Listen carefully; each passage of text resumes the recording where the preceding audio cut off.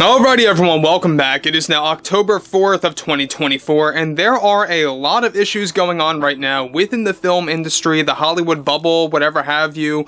Everything else going on right now by the media, by those associated with multiple different studios out there that have been spewing out garbage. Now, one in particular has a lot to do with the ongoing Joker 2 Backlash, and exactly what's been going on with Warner Brothers. We know that Warner Brothers had a lot of revisions applied to the Joker 2 film, Folie à Deux, starring both Lady Gaga and Joaquin Phoenix. This is Mike Zero. Subscribe if you're new and like this video to see future updates. You can also follow me at Mike01. I thank you also very much for the great and kind support. Now, there are many of those within the media that are trying to protect Joker 2 amid, of course, a lot of the backlash pretty much growing each and every day. This is already within the 40%-ish range on Rotten Tomatoes. There are a number of fans that are, by the way, rejecting this film altogether based on the ending alone. I won't spoil it, but it is quite a slap in the face to DC fans and to fans of the first Joker film. Alright, for those of you that actually like that movie.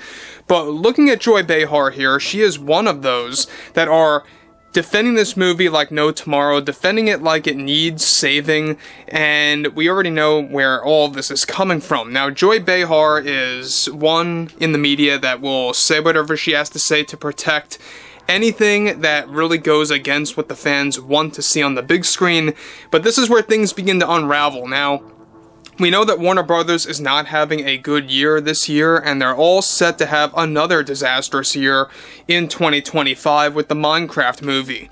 Now, on top of this, alright, with multiple studios in the film industry dealing with growing issues of those that rightfully reject an agenda or flawed storytelling, one monumental development going on currently has to do with Joy Behar attacking fans of the Joker that are already rejecting Joker 2 after its divisive ending and execution of the film. Now, Behar delivered the following. I just think all of this noise coming from Batman fans are childish, especially coming from grown men who have a problem with musicals and who have an issue with Mr. Phillips' vision. What Joaquin Phoenix and Lady Gaga were able to put together is so magical, but the noise coming from these fans are one of the most outrageous things I have seen in this year, and in my whole career. If you don't like Todd Phillips' vision of who the Joker is supposed to be in this film, if you don't like musicals, then just take it and keep your comments to yourself. It's as simple as that. People like Todd and those at Warner Brothers have a full right of their interpretation of their own version of the Joker, and the twist, my god, the twist at the end was spectacular, and I just know it's going to upset so many of those Batman fans and Joker fans, but it's a true piece of art. This movie is not for the fans of Batman per se. It's not a movie for fans of the traditional Joker. This was a great way for both Warner Brothers and Phillips to take a piece of art and use inspirational elements from the Joker character. I actually love that technique of combining a film that is and is not about this character at the same time. It can quite frankly become its own genre, so to speak.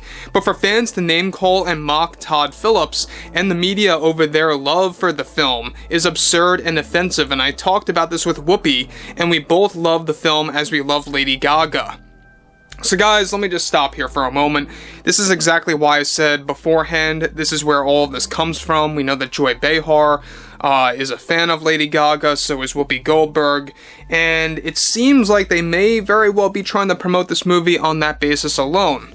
Now, we know that Joker 2, alright, is going to be a very, very, controversial movie, so to speak. It's going to create a lot of divide. And look, I will be very honest with you guys. I did not like the first Joker film. Todd Phillips, it just seems like with this one, it's really unnecessary to make a sequel. It really did not need a sequel. You can look at Joker 1 in isolation if you want to, that's fine and all, but to make a sequel and to end things off the way that it did is an actual slap in the face. I keep saying a slap in the face, by the way, but it is to DC fans and to fans of the Joker character, and more specifically, to fans that actually liked the first film. Alright, I think that's the more important take there. If you like the first movie, this is not going to go well for you in the end with Joker 2. Now the backlash, alright, over this film she goes on to say, is so unnecessary, and it's the same as always, coming from a small minority of fans that are too attached to Batman and the villains in those stories. This is not a Batman film, she says, and this is not a true Joker film. People need to get with the program and realize Todd Phillips' style with this movie. This is not a film for those that go to events like Comic-Con or any of those. This is a film that is for art, and that only, and taking shreds of the Joker character. I love Todd Phillips and the films he created over the years, and it's sickening to see how there are loud fans out there making such a big deal out of nothing.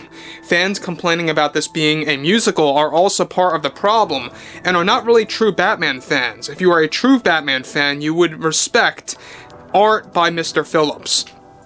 Now guys, before I get to the big conclusion here about Joy Behar, look, we know that Joy Behar supports Todd Phillips. She's been a fan of Todd Phillips. Again, I think that's also where this is coming from.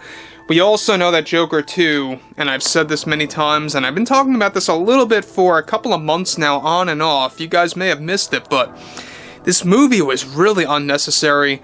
It did not really need to be made. They could have left things off with Joker 1. I mean, that's fine if you want to create your own little interpretation of the Joker, but to kind of double down and do a sequel and to somewhat make it into a musical and to end things the way that it ended, it's terrible. And I would be shocked, I would truly be shocked, guys, if this does not lead to it becoming a box office disaster. We're gonna have to wait and see. Look, this could very well make money, it could, but I just don't see how it's going to make money through word of mouth, and given the fact that critics are already rejecting this as well, is not a good sign to begin with. So moving onward, she goes on to conclude, if you are a true Batman fan, you know you would respect the art by Mr. Phillips. This is a film loosely, and I mean loosely, based on the Batman heroes and villains. That's all there is to it. It's not too hard to understand. And there shouldn't be such an issue with a piece of art as this that extends the story of the Joker in a unique way by Todd that I enjoyed greatly.